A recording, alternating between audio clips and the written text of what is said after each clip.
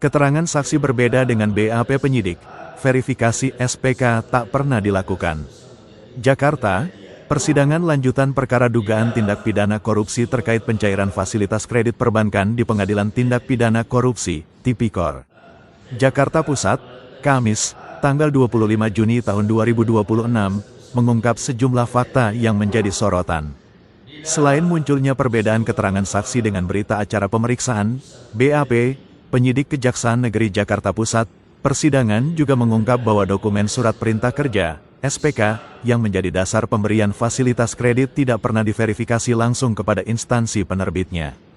Fakta tersebut terungkap saat saksi dari PT Bank Rakyat Indonesia, BRI, Teresia Irma Damayanti, memberikan keterangan di hadapan majelis hakim. Dalam pemeriksaan oleh tim penasihat hukum terdakwa yang dipimpin Oichida, SH, MH, saksi menjelaskan bahwa proses verifikasi yang dilakukan bank saat pengajuan kredit hanya sebatas pemeriksaan administratif, seperti kelengkapan dokumen, kesesuaian format, serta validasi tanda tangan. Namun, ketika didalami lebih lanjut, saksi mengakui bahwa pihak bank tidak pernah melakukan konfirmasi langsung kepada instansi yang disebut sebagai penerbit SPK. Pengakuan tersebut menjadi perhatian karena dokumen SPK yang menjadi dasar pengajuan fasilitas kredit justru dipersoalkan keabsahannya dalam perkara yang sedang disidangkan. Selain itu, tim advokat terdakwa juga menyoroti adanya perbedaan antara keterangan saksi di persidangan dengan berita acara pemeriksaan, BAP, yang dibuat penyidik Kejaksaan Negeri Jakarta Pusat pada tahap penyidikan.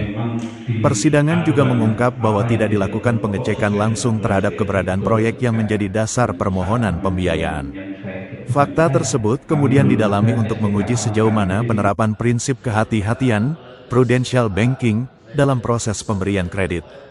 Meski demikian, Teresia menegaskan pencairan fasilitas kredit dilakukan setelah seluruh persyaratan administratif dinyatakan lengkap dan memperoleh persetujuan melalui mekanisme internal bank.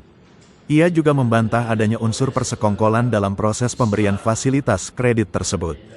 Dalam sidang yang sama, saksi yang menjabat sebagai tim leader Credit Risk Analyst, CRA, menjelaskan bahwa tugasnya hanya melakukan review terhadap hasil analisis yang disusun analis kredit, bukan melakukan pemeriksaan langsung terhadap dokumen permohonan kredit.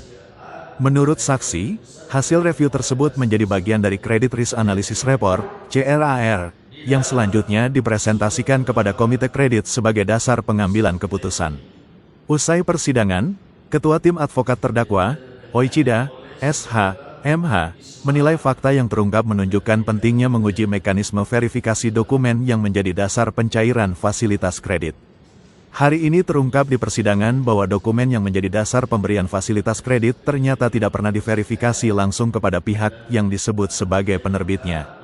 Padahal dokumen tersebut menjadi dasar utama dalam proses pencairan dana. Fakta ini penting untuk dicermati secara objektif, ujar Oichida.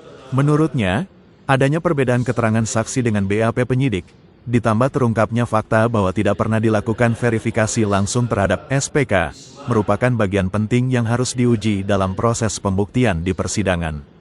Majelis hakim kemudian menunda persidangan dan menjadwalkan sidang lanjutan pada pekan depan. Reporter, Amor, Editor, Redaksi.